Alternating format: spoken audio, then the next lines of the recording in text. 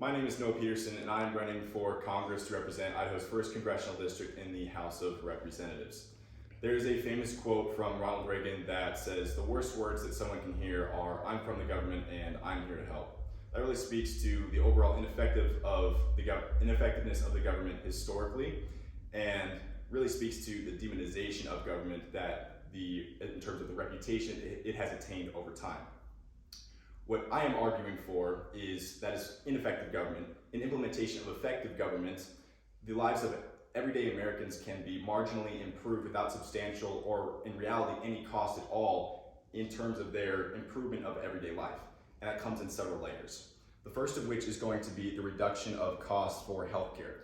Many Americans depend on pharmaceuticals for their everyday lives, for their livelihood.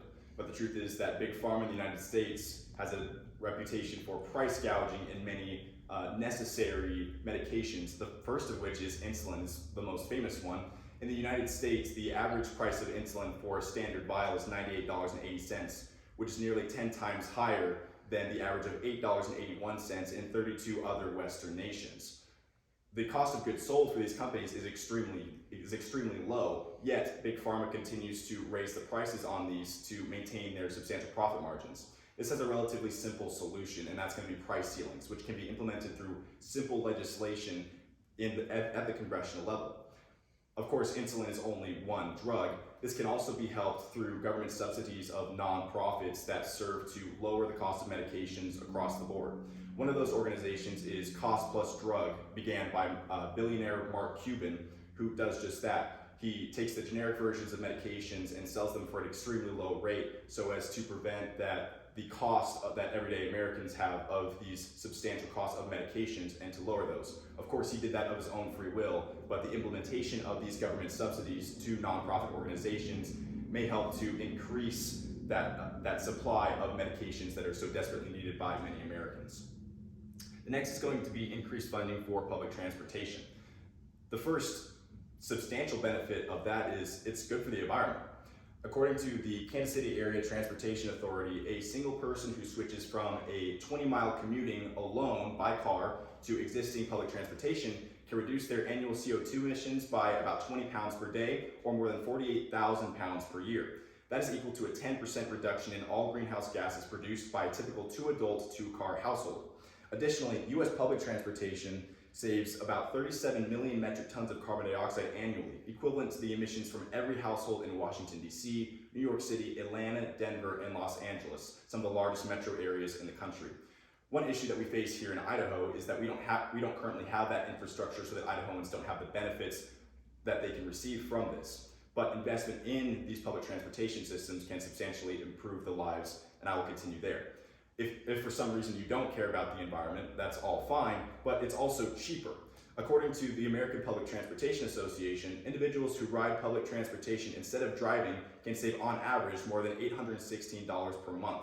These savings are based on the cost of commuting by public transportation compared to the cost of owning and driving a vehicle. These costs include the June 2nd, 2017 national average gas price of $2.38 per gallon. Now, if you've been paying attention to the gas prices lately, which I'm sure you have, the current national average gas price is over double that, at over $5 per gallon. If the savings were $816 per month in 2017, when gas prices were $2.83 a gallon, or $2.38 a gallon, then those savings can substantially increase. However, those benefits cannot be reaped if the infrastructure is not in place for public transportation. And so increase of funding towards those programs can substantially increase the capacity the average American can save in usage of public transportation. Now, one main concern in terms of funding that public transportation is the raising of taxes for everyday Americans. The truth is the money is out there, but it doesn't have to come out of the pockets of everyday Americans. A study done by the Institute for Taxation and Economic Policy found that of 370 profitable Fortune 500 companies in 2018, 91 corporations paid no federal income tax, those including Amazon, Chevron, and IBM, widely known as some of the most profitable organizations in the United States. If tax rates are increased only marginally on these corporations, that will provide substantial funding not only for the programs that I have mentioned here, but additional social programs that can serve to benefit Americans on an everyday level beyond those that I have already mentioned. These issues are just the tip of the iceberg in terms of how the everyday American can substantially benefit from these programs, but this implementation is not possible if you don't have congressmen who are willing to advocate for this type of legislation.